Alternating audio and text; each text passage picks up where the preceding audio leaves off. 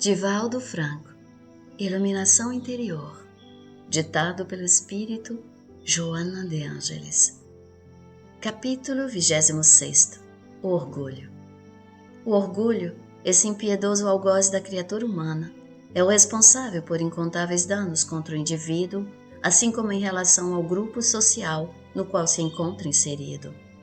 O orgulho é um dos filhos espúrios do egoísmo, gerador de transtornos emocionais no ser que lhe é vítima. É o adversário da humildade que deve exornar os espíritos, reconhecendo a própria pequenez ante a majestade da vida. O orgulho é vã cegueira do personalismo humano, que denigre os valores de conquista do ser profundo que se é. O indivíduo orgulhoso faz-se ridículo na sociedade, por atribuir-se valores e merecimentos que realmente não possui, exibindo uma soberba quase patológica que inspira antipatia quando não uma declarada animosidade. Ressumando prepotência, perde o contato com a realidade, vivendo em um mundo imaginário que jamais se tornará realidade. Resultado de fixações infelizes durante experiências transatas, quando exerceu funções relevantes de que não se pôde liberar com equilíbrio, ou de quando vivenciou posições de destaque pelo impositivo dos contextos sociais injustos, pensa que ainda se encontra na condição em que desfrutava de privilégios e comodidades especiais, cuja herança prejudicial deveria ter ficado no pretérito. Não é, porém, a posição social, nem são as circunstâncias políticas, religiosas, econômicas, as geradoras de genialidade, que tornam os espíritos que passaram pelas suas experiências, que se fazem responsáveis pelos orgulhosos e soberbos. São eles próprios, atormentados por conflitos psicológicos e aflições morais que, nas situações denominadas como de nobreza, em face da bajulação dos débeis de caráter, deixam-se engolfar pelo orgulho, tombando, lamentavelmente, na falência espiritual.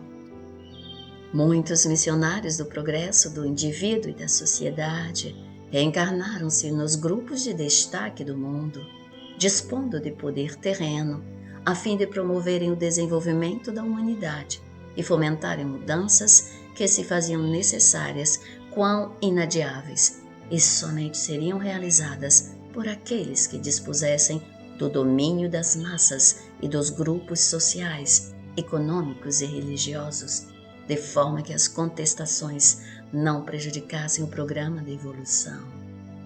No sentido inverso, muitos espíritos renascem na pobreza, vivendo situações deploráveis, e mantêm o orgulho e a soberba como recurso de autovalorização, dificultando-se a oportunidade de crescimento interior e de paz.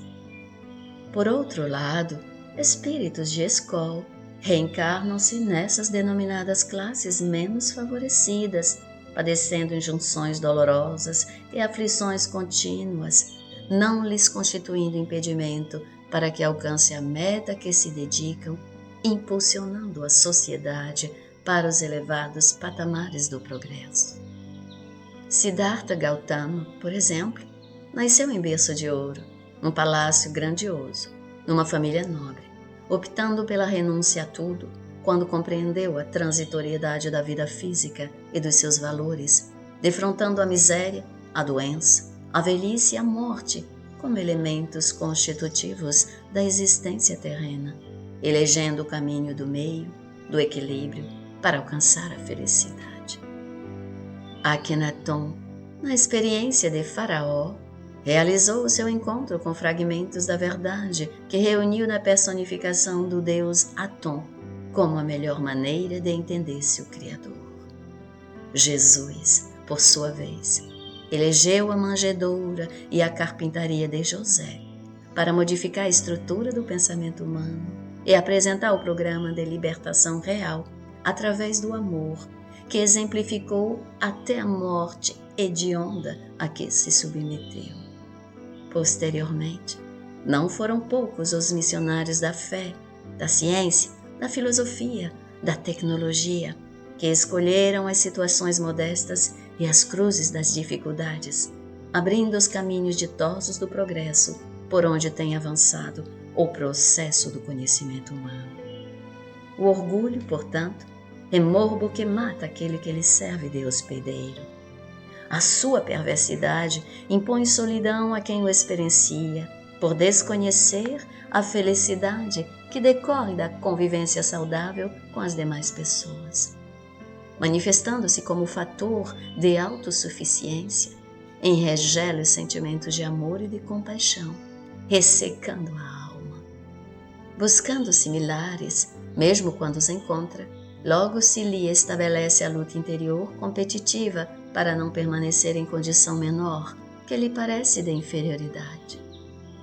Com muita facilidade, atrita com os demais, mesmo quando lhes reconhece a similaridade, e talvez por isso mesmo. Porque não ama, desconfia do amor. Em razão da carência afetiva que experimenta, faz-se cruel. O orgulho é, sem dúvida, fardo moral muito pesado para ser deixado à margem do processo de autoiluminação.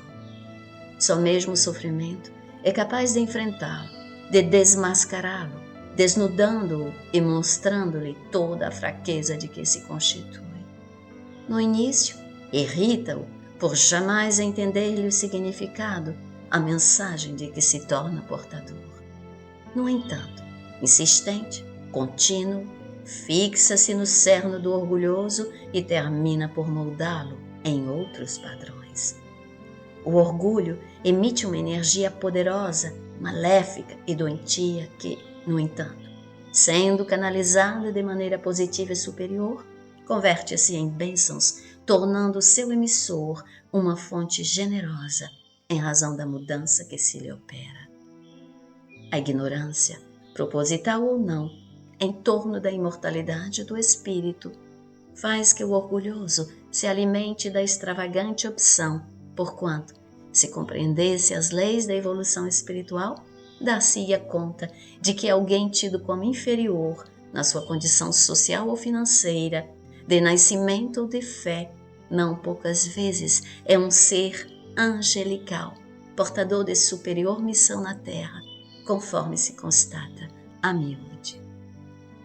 A consciência plena da vida espiritual demonstra que muitos daqueles que são subestimados, enquanto na caminhada terrestre, são benfeitores da humanidade, verdadeiros suportes do programa de desenvolvimento moral do mundo e dos seus habitantes. Entre o esbirro do imperador de Roma e Jesus, a multidão aderiu ao primeiro, que representava o transitório poder terreno. No entanto, era Jesus, coroado de espinhos, seminu e com aparência de derrotado, o Rei Solar, que prossegue soberano através dos milênios. Pensa nisso e combate o escauracho do orgulho nas leiras da tua alma, nas variadas formas como se costuma apresentar, com disfarces de cinismo e de morbidez. Nunca te arrependerás de uma atitude humilde.